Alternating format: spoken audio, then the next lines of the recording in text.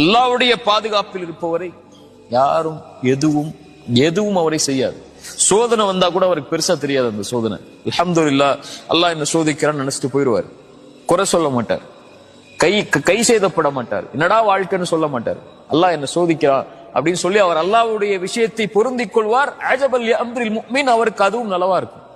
அல்லாஹ் அவருக்கு அவர் சந்திக்கக்கூடிய சோதனையை விட சிறந்த ஒன்றை அல்லாஹ் கொடுத்துருவான். அல்லாஹ்வுடைய பாதுகாப்புல இருக்கிறவருக்கு நலவு வந்தாலும் அல்ஹம்துலில்லாஹ் அல்லாஹ் என்னை பாதுகாத்து இதை கொடுத்திருக்கிறான்னு சொல்லுவான். சரியா?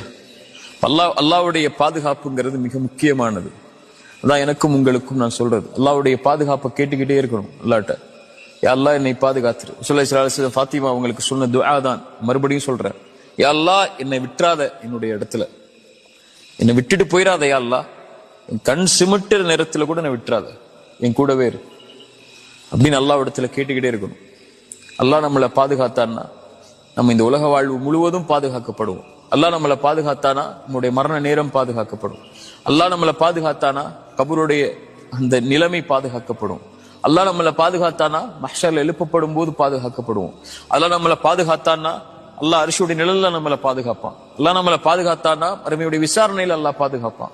அல்லாஹ் நம்மளை பாதுகாத்தானா சிராத்துடைய பாலத்தில் அல்லாஹ் பாதுகாப்பான். அல்லாஹ் நம்மளை பாதுகாத்தானா சொர்க்கம் வரைக்கும் அல்லாஹ் நம்மளை பாதுகாத்து கொண்டு போயிடுவான். இதான் உன் இடம்னு சொல்லி அல்லாஹ் நம்மளை பாதுகாக்காமல் விட்டான்னா உலகமே ஒண்ணு சேர்ந்து நம்மளை பாதுகாக்க நினைச்சாலும், நமக்கு உறுதுணை அணிக்க நினைச்சாலும், நமக்கு நலவு செய்ய நினைச்சாலும் நடக்காது. சரியா?